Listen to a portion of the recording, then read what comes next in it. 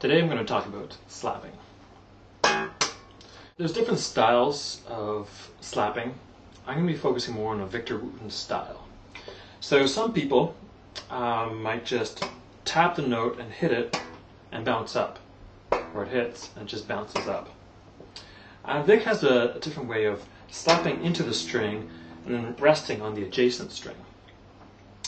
And so if I were to slap my A string, my D string, I'll be resting on the G string here. So I'm slapping and resting on this string, slapping and resting on that.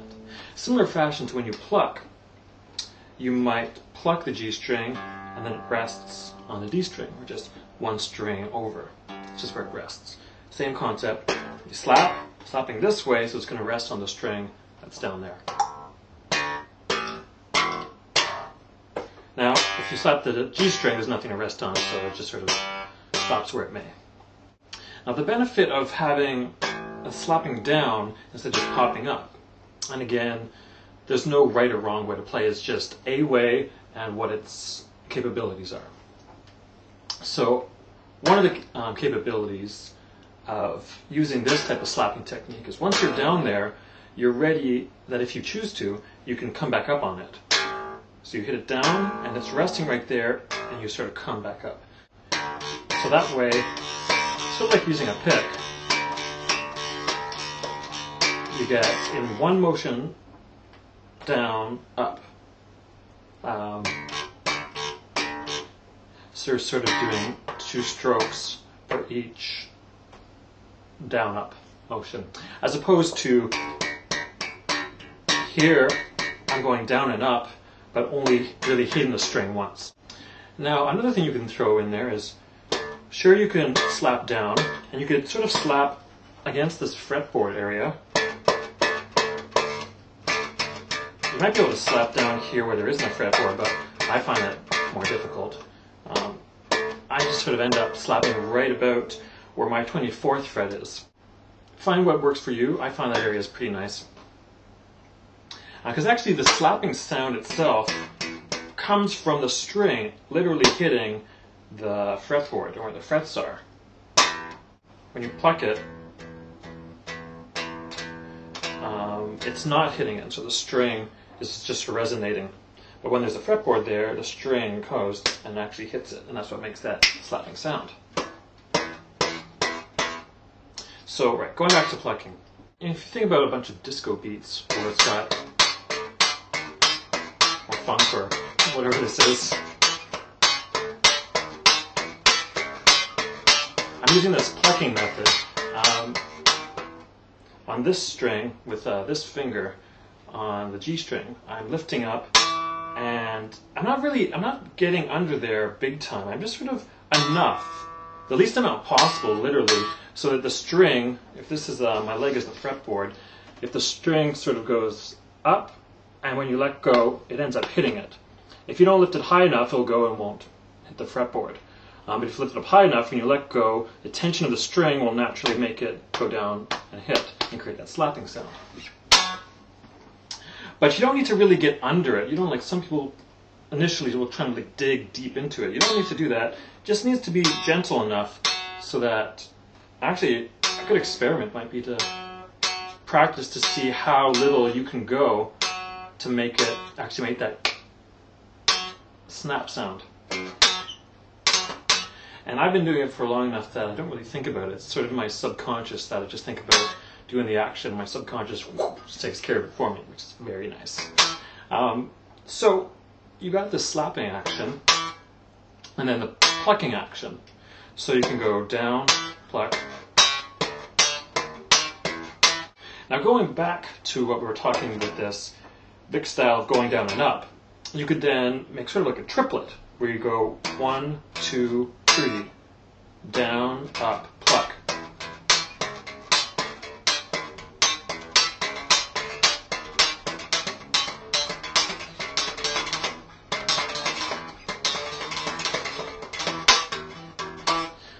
Do something to that effect.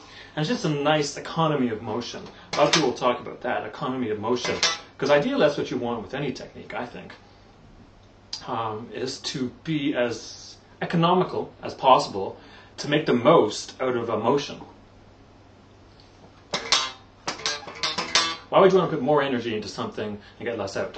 I'm sure that there could be some reason for it, but for the sake of playing, if you could get as much motion, get the most out of the least amount of motion, it means that on top of that you could pack that into bigger chunks, making tons of these little bits of motions to make something enormous, grandiose, or just pretty. One of those many things. So I think that's what I'll stop for now. Talking about the down, up, pluck, down, up, pluck. And what you can do to just practice this is just try starting with just going down. The main thing you want to focus on is this hand here. What you do over there doesn't really matter. What you want to do is get it so your subconscious gets used to knowing how to move all the muscles in your body in order to get this action occurring. And it'll be awkward at first if it's new. If you don't have the neural maps, all your brain, unconscious, sort of quick ways of doing something, it won't be as natural at first. It's going to be literally rewiring your brain to have the ability to get that thought of, oh, do that slap thing, which is probably just this abstract thought you have. And then you hit it, and your body will just do it. And the same when you first learned how to use your hand. If there was a cup there and I wanted to drink it, you wouldn't think, oh man, I got to move this muscle, that muscle, this muscle, that muscle, that muscle. I'll close that at this point when I touch it. You've done it so much that it's this unconscious thing. You could be talking to a friend, you just grab the glass, you drink it, and then you put it back down. So, a big key, for me anyways, is to make it so you do something focused and do it slowly. The slower you do it, the easier it is for your brain to say, okay, I know all these little motions that I'm doing, I'm getting that to become a good path. I know that in your brain. This is all happening unconsciously. But the more you focus on it, and the slower you do it, the faster in the long run you'll be able to have that at your disposal. So again, practice it slowly. Practice with focus on exactly what you're doing. And start with just doing it once. Then you could bring in once and a slap, once and a pop. I personally like this little disco beat. Then when you're ready for it, and there's no need to hurry, you got the rest of your entire life to learn this stuff. Take your time. You could do the down, up, pluck, down, up, pluck. And again, really, if you find that you're concentrating too much on what the left hand is doing, just mute it. Because if your brain's trying to learn how to do this and at the same time, and it might work fine, but you want to be able to really focus on what's happening here. So you could even just mute the strings and just practice it like that, to really allow your mind to focus and concentrate on what the right hand is doing. Down, up, down, up. Until you get to the point, you can just sort of do it and not really think about it.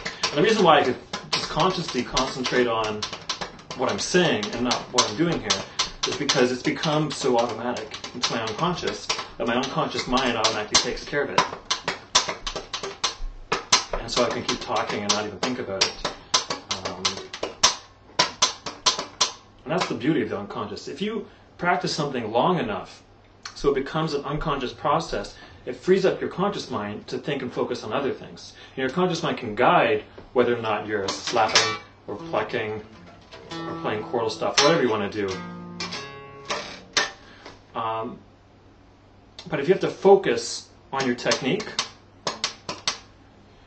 then you can do that. It's one way. But I personally find that when I focus less on the technique, because it's become this unconscious thing I could just tap into, I'm able to accomplish a lot more. I can think more about the emotional state that I'm in.